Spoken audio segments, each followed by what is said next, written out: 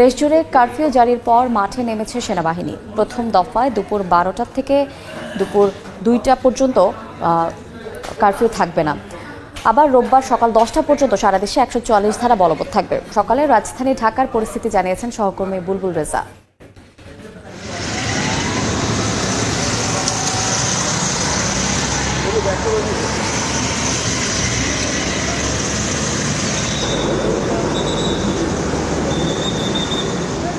সারা দেশে কারফিউ জারি করা হয়েছে, অর্থাৎ 144 ধারা চলমান রয়েছে। এই অবস্থায় বেসামরিক প্রশাসনকে সহায়তা করতে মাঠে নেমেছে সেনাবাহিনী।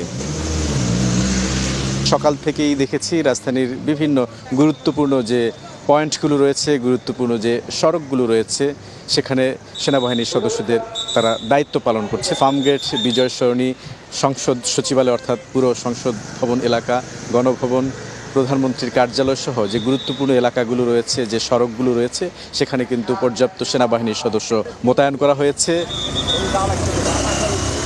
তবে এই জরুরি অবস্থা বা কারফিউর মধ্যে বেশ কিছু নিয়ম নীতি মেনে চলতে হবে নগরবাসী সহ সারা দেশের মানুষকে। এর মধ্যে যেমন জরুরি যে সেবাগুলো রয়েছে, বিশেষ করে অ্যাম্বুলেন্স এবং গণমাধ্যম এবং জরুরি পরিষেবা, এগুলো কিন্তু এই কারফিউ বা 144 ধারার বাইরে থাকছে, অর্থাৎ আওতা মুক্ত থাকছে। কেউ যদি হাসপাতালে কোনো চিকিৎসার কাজে বের হয়েছেন, এমন কেউ কোনো পরিবহন নিয়ে আসছেন এবং সেটি কিন্তু পরীক্ষা করার পর, অর্থাৎ তাদের যে প্রয়োজনীয় কাগজপত্র আছে সেগুলো চেক করার পর তাদেরকে কিন্তু সেই সড়কটি ব্যবহার করতে দেয়া হচ্ছে। আজকে দুপুর 12টা থেকে 2টা পর্যন্ত কিন্তু জরুরি যে অবস্থা অর্থাৎ কারফিউ, সেটি শিথিল থাকবে। গত কয়েকদিনে যে বিক্ষোভকারীদের যে তাণ্ডব, সেখানে কিন্তু যে সমস্ত এলাকাগুলো ক্ষতিগ্রস্ত হয়েছে সেই পয়েন্টেও কিন্তু সেনাবাহিনী তারা এই দায়িত্বগুলো পালন করছে। তো আমি কিন্তু বাংলাদেশ সেনাবাহিনীর যারা সদস্য রয়েছেন তাদেরকে মোতায়েন করা হচ্ছে, তারা তাদের যে দায়িত্ব সেটি পালন করছেন। বুলবুল রেজা, সময় সংবাদ, ঢাকা।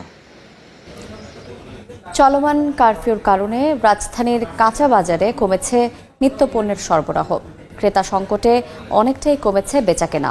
সবজির দাম কেজিতে 10 টাকা কমলেও ঊর্ধ্বমুখী রয়েছে মুরগির বাজার। কারওয়ান বাজার থেকে